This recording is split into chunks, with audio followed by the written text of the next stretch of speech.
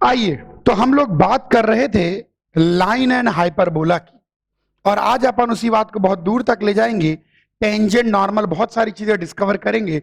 सब बच्चे ध्यान से बोर्ड पर देखेंगे, आज का लेक्चर बहुत ज्यादा इंपॉर्टेंट है। तो हम लोग आज बात कर रहे थे लाइन एंड हाइपरबोला की। इसके अंदर हमने एक लाइन कंसिडर की थी y equal to m x plus c. Hyperbola consider किया था x square by A square minus y square by b square equal to 1। इन दोनों को सॉल्व करके हमने डिस्क्रिमिनेंट निकाला था, और डिस्क्रिमिनेंट की वैल्यू निकल के आई थी 4a square B square C square plus B square minus A square M square. अब लाइन टेंजेंट होगी, सीकेंट होगी, ये सारा हम बता ही चुके थे। हाइपरबोला है, अगर डिस्क्रिमिनेंट ग्रेटर देन 0 तो लाइन सीकेंट हो जाएगी। हाइपरबोला में अगर डिस्क्रिमिनेंट इक्वल टू 0 तो लाइन टेंजेंट हो जाएगी, और अगर हाइपरबोला में डिस्क्रिमिनेंट लेस देन 0 तो लाइन आउटसाइड हो जाएगी, ना सीकेंट ना टेंजेंट। यहां तक की कहानी हम लोग कह चुके थे। आइए इसके आगे की कहानी कहेंगे और आप लोग ध्यान से सुनेंगे। लाइन टेंजेंट, यहां से हम बात कर सकते हैं कंडीशन ऑफ टेंजेंसी की।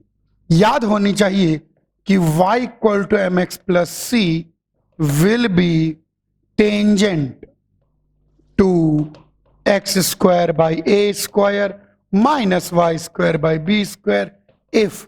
कब टेंजेंट होगी? जब डिस्क्रिमिनेंट 0 हो जाए। डिस्क्रिमिनेंट 0 हो जाए यानी C square plus B square minus A square M square 0 हो जाए, यानी सी स्क्वायर की value A square M square minus B square. अच्छा याद करो, इलिप्स में कंडीशन ऑफ टेंजेंसी क्या थी? A square M square plus B square.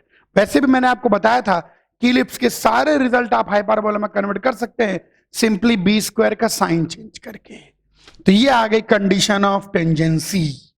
यहां से हम एक बात और कह सकते हैं, tangent of slope m will be. अगर टेंजेंट का स्लोप पता तो टेंजेंट की इक्वेशन पता क्या भैया? y equal to plus minus root of a square M square minus B square. जरा कॉपी करो यहां तक, तो इससे गजब की राज की बात बताऊं। कॉपी करिए ध्यान से पहले। अब यहां पर मैंने क्यों रोका? क्योंकि यहां से मुझे आपको कुछ बहुत गजब की बात बतानी है। Tangent of slope m will be ये। यहां से एक बात तो ये ध्यान रखें कि एक स्लोप को दो टेंजेंटें होंगी। कोई भी अगर आप एक स्लोप ले लेते हैं तो उस स्लोप की दो टेंजेंटें मिलेंगी, एक प्लस साइन लेने पर और एक माइनस साइन लेने पर। एक इस ब्रांच को टेंजेंट होगी और एक इस ब्रांच को टेंजेंट होगी। For a given slope we get two tangents, one to each branch. हर ब्रांच को एक एक टेंजेंट मिल जाएगी। एक और इंपॉर्टेंट बात यहां समझनी है कि भैया इसका रूट कब डिफाइन होगा? Also A square M square minus B square positive तो होना ही चाहिए, क्योंकि अगर A square M square minus B square negative हो गया तो रूट इमेजिनरी, तो लाइन एग्जिस्ट ही नहीं करेगी। इसका मतलब मेरे बच्चे ये समझो कि A M minus B into A M plus B ये ग्रेटर देन इक्वल टू 0 होना चाहिए। यानी स्लोप की बात करें तो minus B by A plus B by ए,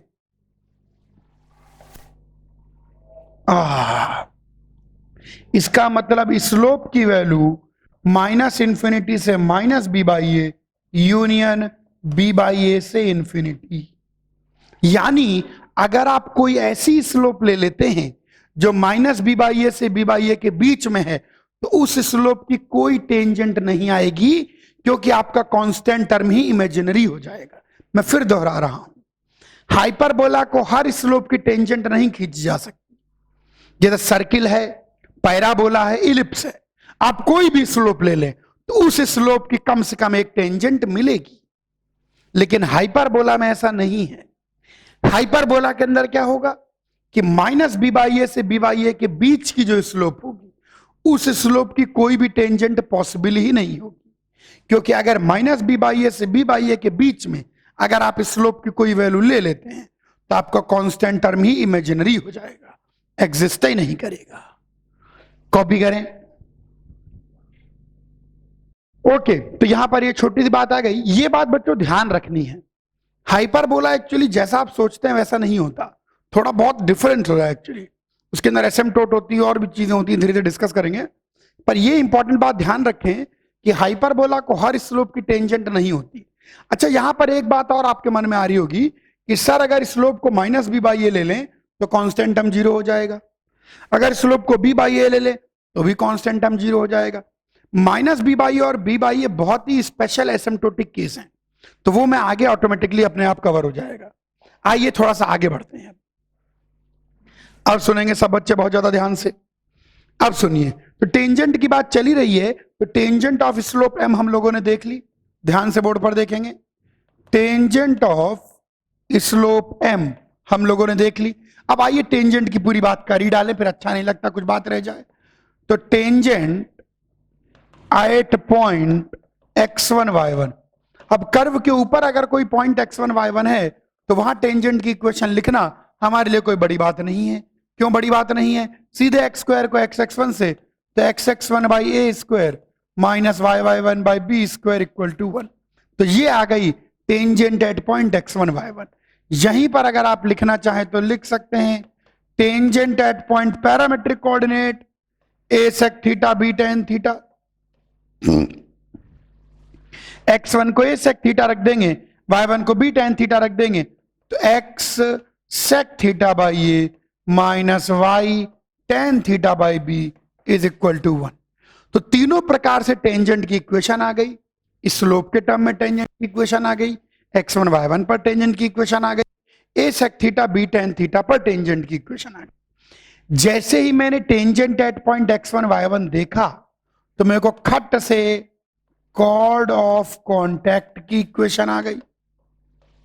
आइए कॉर्ड ऑफ कॉन्टैक्ट की बात करें। कॉर्ड ऑफ कॉन्टैक्ट समझी गए होंगे, किसी भी बाहर के पॉइंट से अगर हम दो टेंजेंटे खींचें, किसी भी बाहर के पॉइंट से, मान लो बाहर का पॉइंट x1 y1 है, किसी भी बाहर के पॉइंट से अगर हम दो टेंजेंटे खींचें तो दोनों टेंजेंटों के पॉइंट ऑफ कांटेक्ट को जोड़ने वाली लाइन कॉर्ड ऑफ कांटेक्ट कहलाएगी। अच्छा, इसके अंदर देखो मैं हर बार 100 डायग्राम तो बना नहीं सकता। हो सकता है दोनों टेंजेंट अलग अलग ब्रांच को, हो सकता है यहां पर पॉइंट ले लें तो एक ही ब्रांच को दोनों टेंजेंट हो जाए, तो वो सब है, उसके अंदर कोई खास बात नहीं है। ठीक है, तो कॉर्ड ऑफ कांटेक्ट की इक्वेशन हम जानते हैं, चाहे सर्किल हो, चाहे पैराबोला हो, चाहे इलिप्स हो, चाहे हाइपरबोला हो, कॉर्ड ऑफ कांटेक्ट की वही इक्वेशन होती है जो कि टेंजेंट की इक्वेशन होती है। दोनों का एक्सप्रेशन सेम होता है। तो अगर बाहर का पॉइंट x1 y1 है तो कॉर्ड ऑफ कांटेक्ट की इक्वेशन आ जाएगी x1 by A square minus y1 by b square equal to 1। ये आ जाएगी कॉर्ड ऑफ कांटेक्ट की इक्वेशन।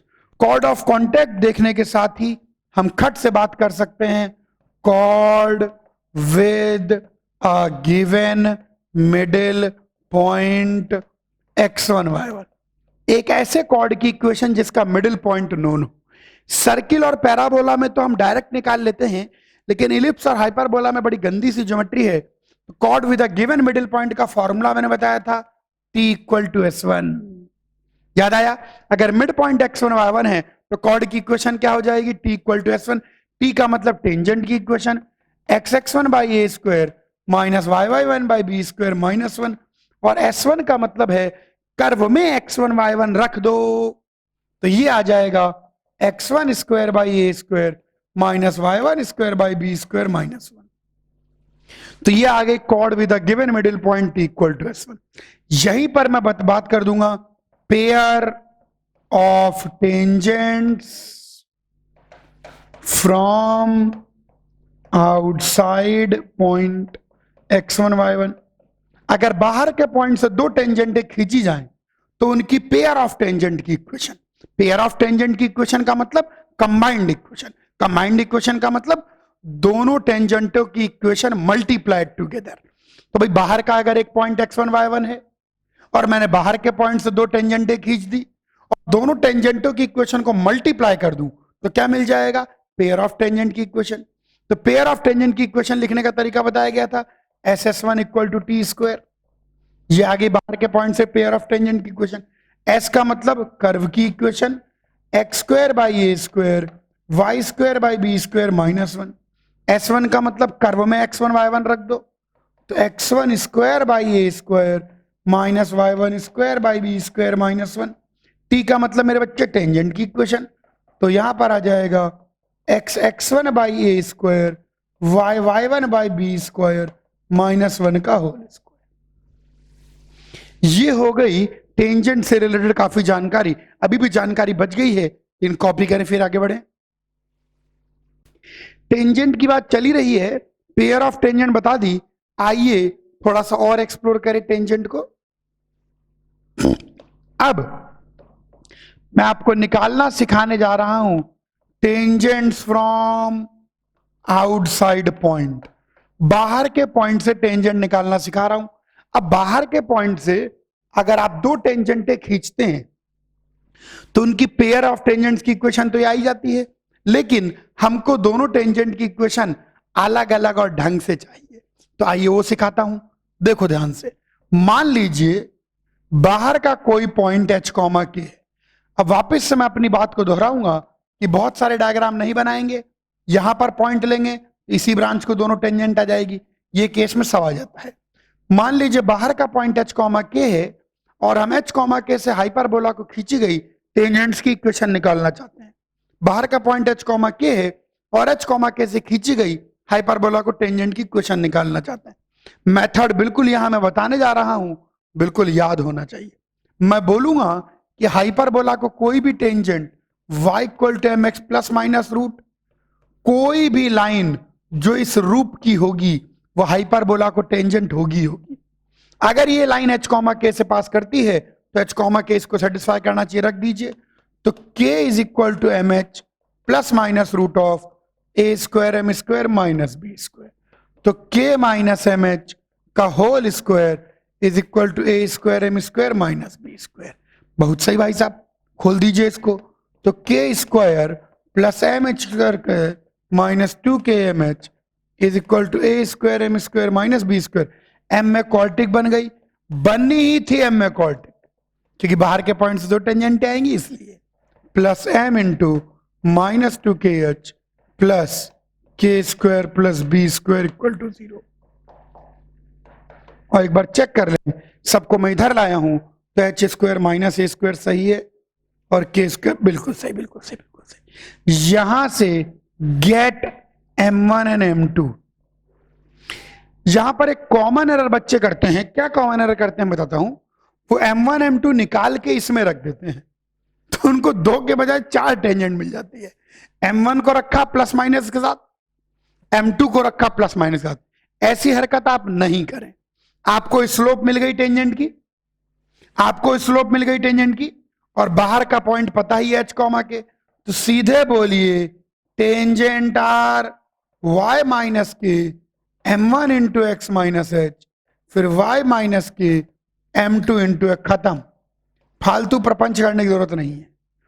यहां से स्लोप निकालने के बाद खुशी के मारे यहां मत रख देना, वरना 2 के बजाय 4 दिखने लग जाएंगे। 4 होंगी तो सही, लेकिन उनमें से 2 ही इस पॉइंट से पास करेंगे। तो आप सिंपल सा तरीका लगाइए, पॉइंट भी पता, स्लोप भी पता, तो टेंजेंटों की इक्वेशन पता। Simple logic. यहां से कुछ और बातें कही जा सकती हैं, आइए कह दें। जैसे sum of slope m1 plus m2 minus B by A, तो 2kh upon H square minus A square. Product of slope m1 into m2 this by this, k square plus B square upon H square minus A square. ये लीजिए, इसको copy करें तो और बातें कहूं, बातें बची हैं, कॉपी करिए।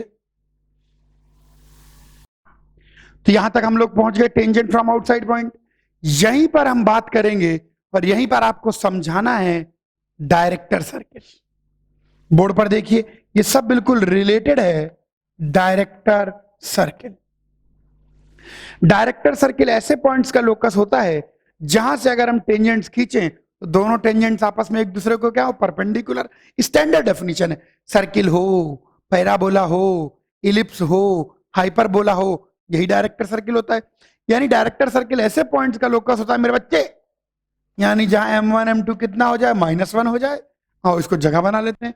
M1 M2 -1 हो जाए यानी k² + b² h² - a² -1 हो जाए।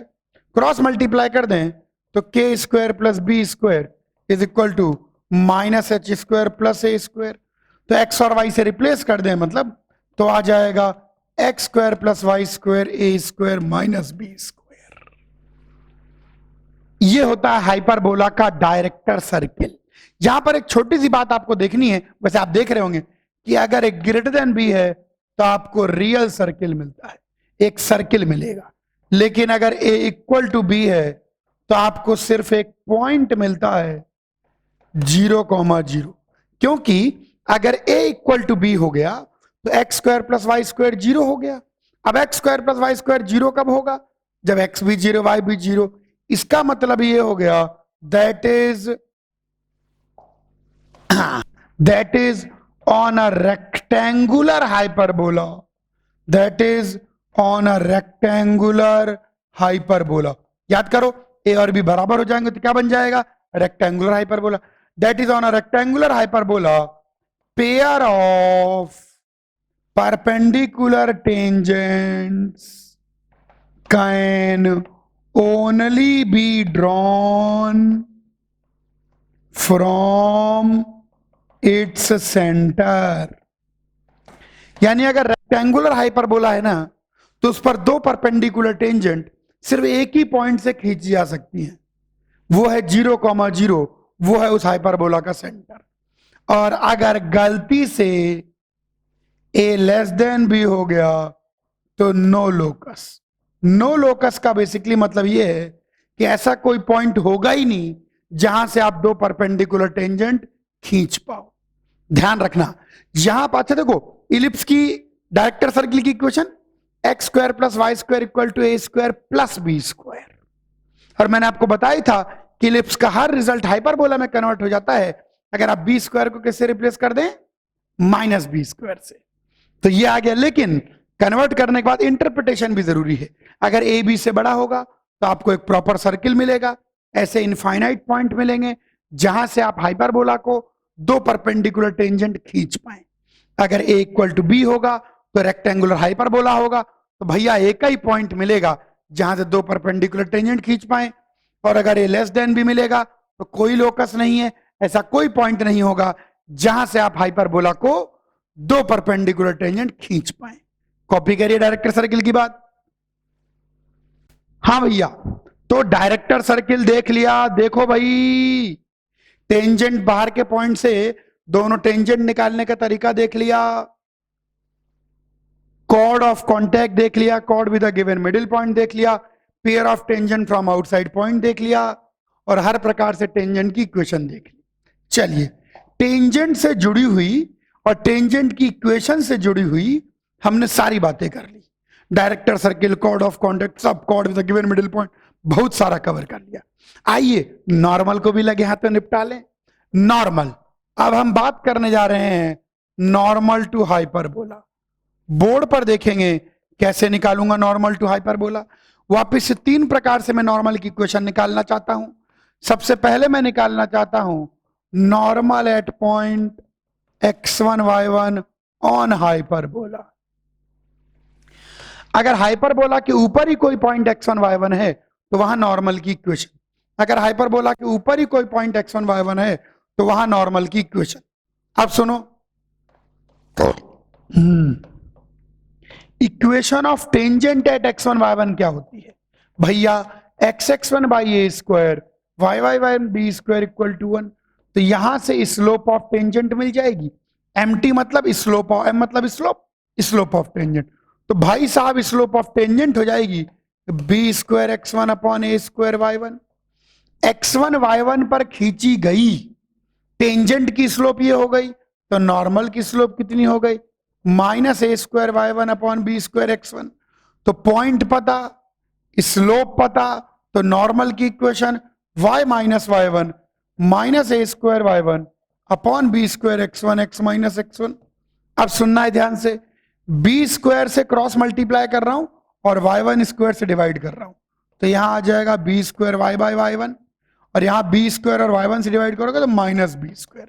यहां पर क्या बचा, माइनस ए स्क्वायर, तो यहां बचेगा minus A square X by x1, minus minus plus A square, इसको इधर ले आओ, तो A square X by x1 plus B square Y by y1 is equal to A square plus B square.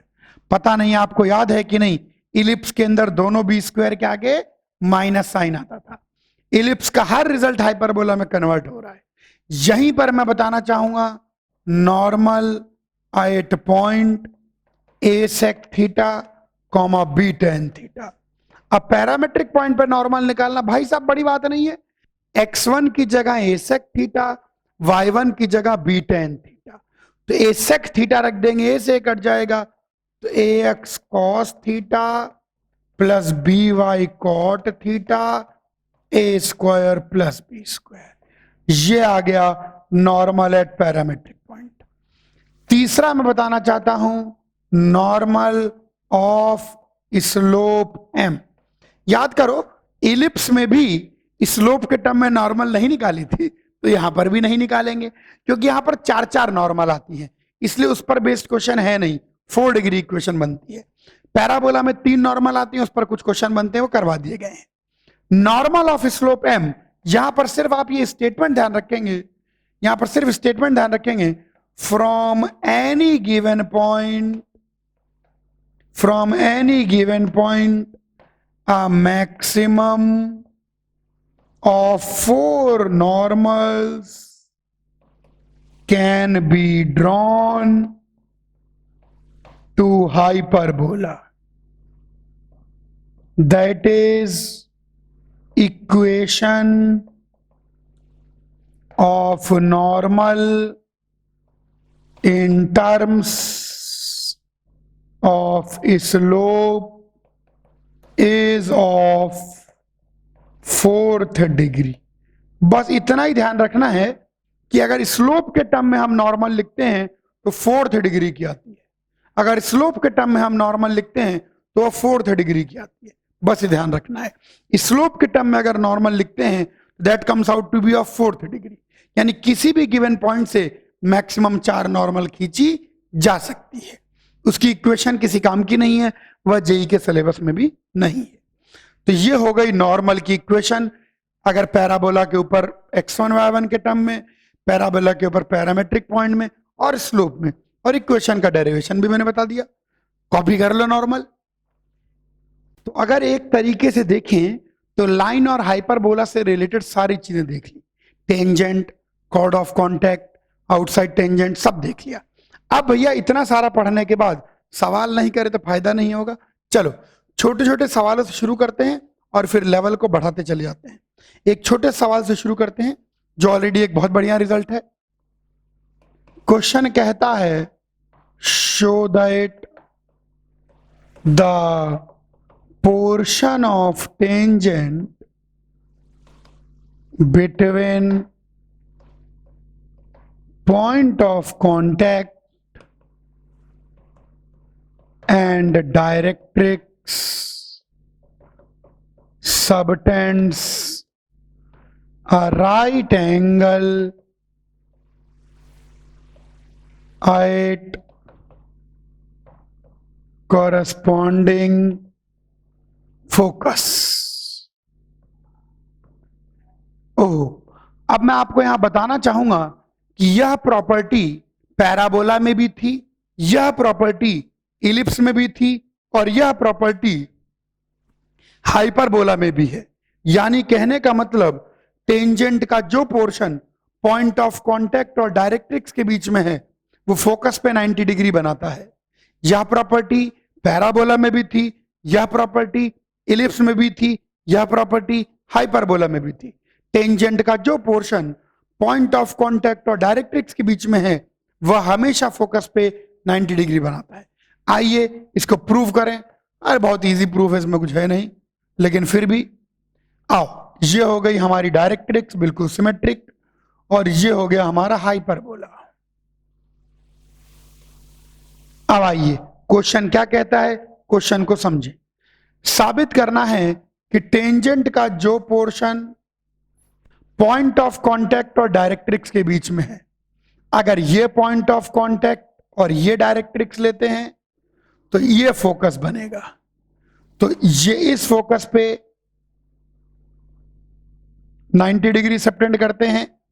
अगर यहीं पर ये पॉइंट ऑफ कांटेक्ट तो वही रहेगा, लेकिन अगर ये डायरेक्ट्रिक्स लोगे तो ये फोकस पे ये 90 डिग्री का एंगल सबटेंड करेगा। एस एस डैश ये कहता है ये क्वेश्चन। क्वेश्चन की पहले ज्योमेट्री देख लें। क्वेश्चन कहता है टेंजेंट का जो पोर्शन पॉइंट ऑफ कांटेक्ट और डायरेक्ट्रिक्स के बीच में है वो कॉरस्पॉन्डिंग फोकस पर अपने फोकस पर 90 डिग्री बनाएगा। अब पॉइंट ऑफ कांटेक्ट तो यही रहेगा, पॉइंट ऑफ कांटेक्ट थोड़ी बदलेगा, लेकिन यहां दो दो डायरेक्ट्रिक्स हैं। तो अगर इस पॉइंट ऑफ कांटेक्ट और इस डायरेक्ट्रिक्स के बीच का पोर्शन लेते हैं तो इस फोकस पे 90 डिग्री, और अगर इस पॉइंट ऑफ कांटेक्ट और इस डायरेक्ट्रिक्स के बीच का पोर्शन लेते हैं तो इस फोकस पे 90 डिग्री निकल के आएगा। ये हमको साबित करना है। ये तो मैंने आपको क्वेश्चन समझाया। आइए अब क्वेश्चन करते हैं। फोकस हमको पता ही है, और वही अपना व्हाइट पेन ले लेते हैं। फोकस अपने को पता ही है ए कॉमा 0, हाइपरबोला पर कोई भी पॉइंट ए sec theta comma B tan theta. अच्छा इसको टच हो गया क्या, A sec theta comma B tan theta. P point पर, अच्छा अब यहां पर दो दो डायरेक्ट्रिक्स हैं, x इक्वल टू ए बाई या x इक्वल टू माइनस ए बाई। किसी भी एक के साथ दिखा दें, मैं इसके साथ दिखा देता हूं। तो इस पॉइंट को Q कह देते हैं। Q पॉइंट का x कोऑर्डिनेट तो a बाई ई रहेगा, और Q पॉइंट का y कोऑर्डिनेट आप निकाल सकते हैं कैसे, इक्वेशन ऑफ टेंजेंट। अगर हम इक्वेशन ऑफ टेंजेंट की बात करें तो टेंजेंट की इक्वेशन क्या निकल के आएगी, x sec theta by a minus y tan theta by b is equal to 1। इसमें x कोऑर्डिनेट को a बाई ई रख दें, तो x को a बाई ई रखोगे तो a से कट जाएगा, तो ये इधर चला जाएगा, इधर चला जाएगा, तो y कोऑर्डिनेट आ जाएगा b by tan theta into sec theta by minus.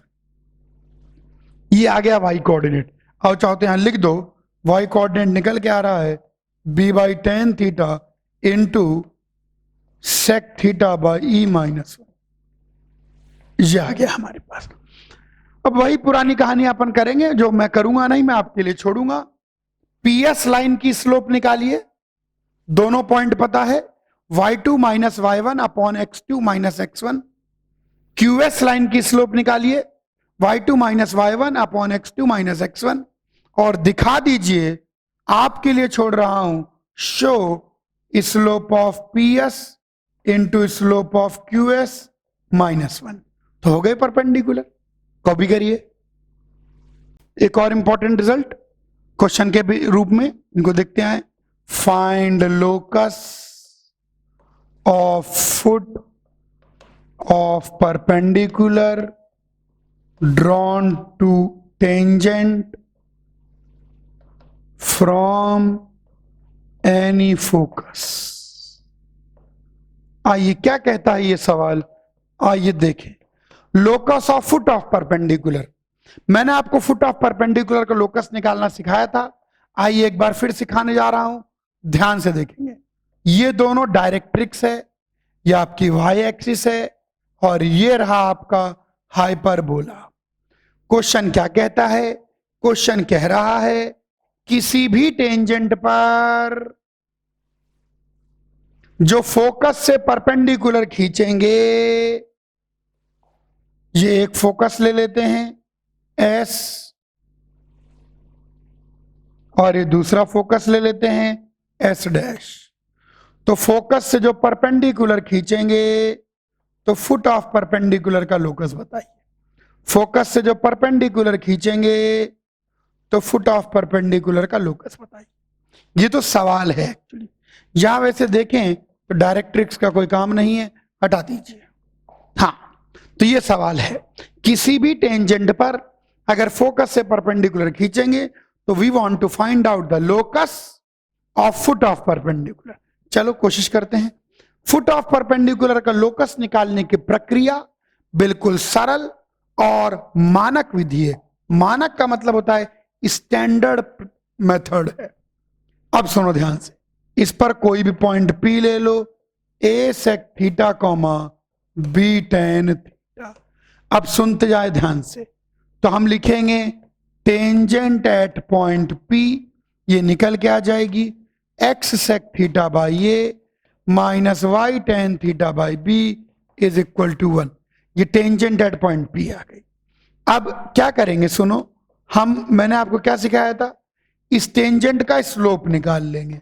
अगर स्लोप ऑफ टेंजेंट देखें तो B sec theta A tan theta, तो sec थीटा हो गया 1 upon cos theta sin theta cos theta B by A cosec theta, तो ये निकल के आ जाएगा B by A cosec theta. ये टेंजेंट का स्लोप है।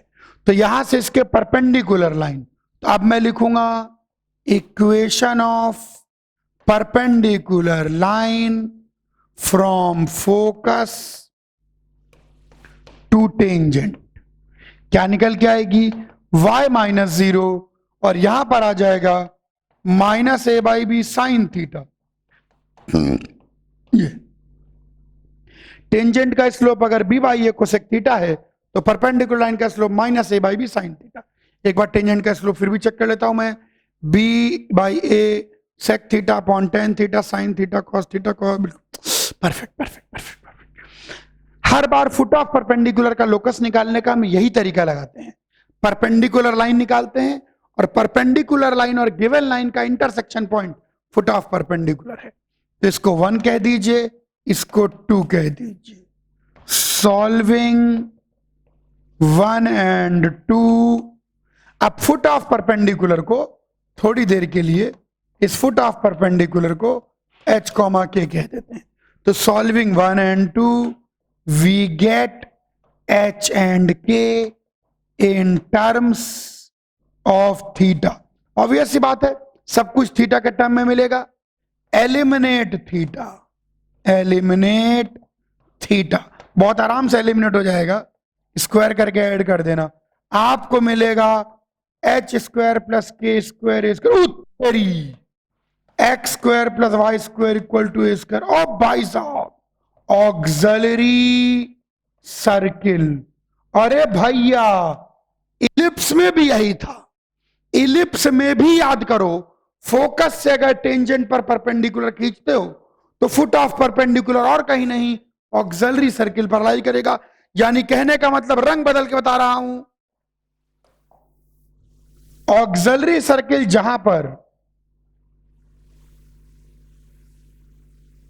कालू सा बन गया, ऑक्सिलरी सर्किल जहां पर टेंजेंट को काटता है वही पॉइंट होते हैं फोकस से ड्रॉ किए गए फुट ऑफ परपेंडिकुलर।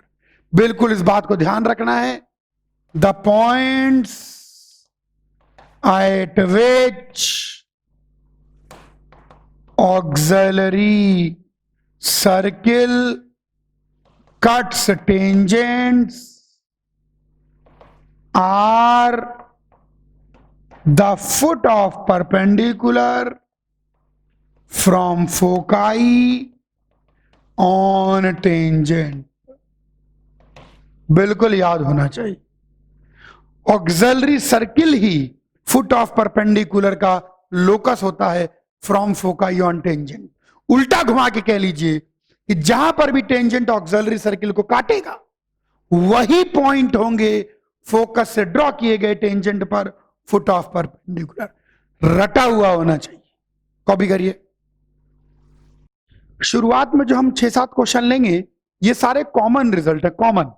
जैसे पिछला क्वेश्चन अपन ने लिया तो बिल्कुल कॉमन रिजल्ट विद इलिप्स, तो याद रखना है, अगर आप क्वेश्चन को नोट कर रहे हैं तो बगल में लिख लें common result as of ellipse, ताकि याद रहे इलिप्स और हाइपरबोला दोनों में ही फोकस से फुट ऑफ परपेंडिकुलर का लोकस और कुछ नहीं ऑक्सिलरी सर्किल ही होता है। अच्छा एक और क्वेश्चन, एक और क्वेश्चन, एक और क्वेश्चन। हाँ ग्रीन रंग उतना ठीक नहीं है, व्हाइट कलर बेटर लगता है। हाँ चलिए, क्वेश्चन कहता है शो दैट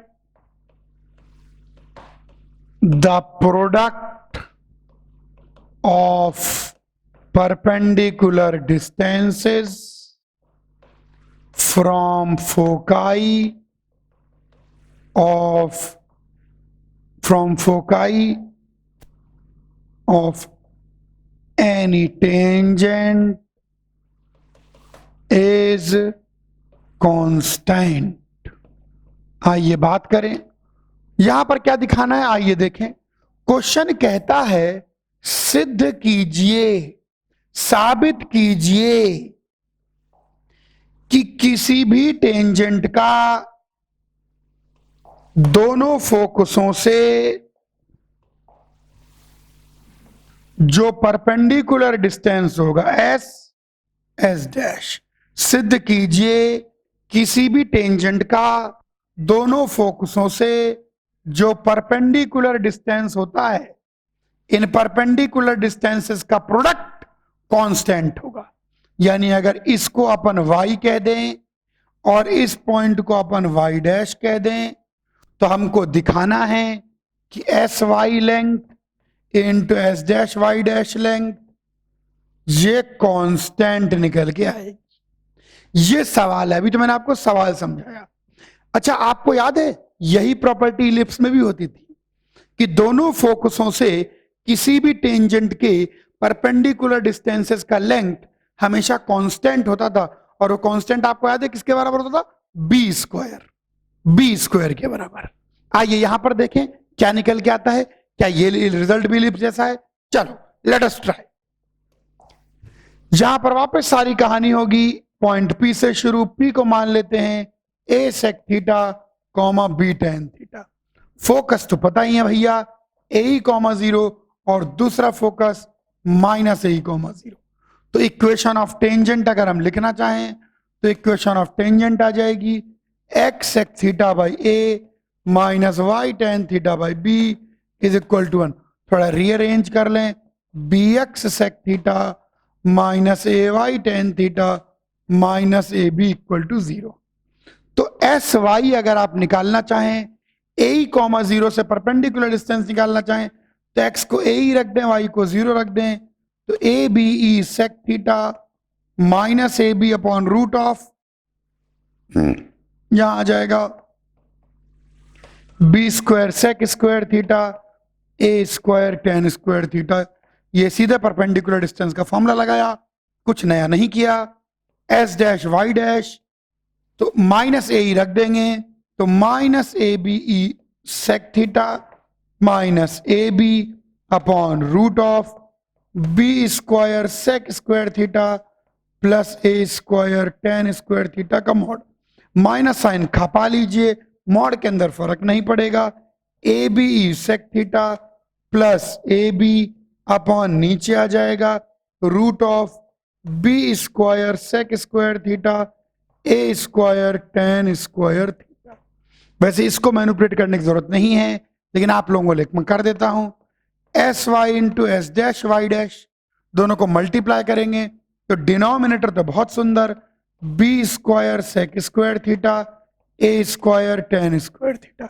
न्यूमरेटर को देखिए, A minus B A plus B A square B square E square sec square theta minus A square B square. आइए इसको सॉल्व करते हैं। यहां न्यूमरेटर से बी स्क्वायर कॉमन ले लें तो A square E square sec square theta minus A square upon B square sec square theta plus A square tan square theta. A square E square, eccentricity जो होती है वो root 1 plus B square by A square होती है, तो E square 1 plus multiply कर दें ए square से, ए स्क्वायर ई स्क्वायर ए स्क्वायर प्लस बी स्क्वायर। ये इंपॉर्टेंट है, बहुत जगह देखने को मिलेगा। ए स्क्वायर प्लस बी स्क्वायर को ए स्क्वायर ई स्क्वायर और ए स्क्वायर ई स्क्वायर को A square plus B square लिख सकते हैं।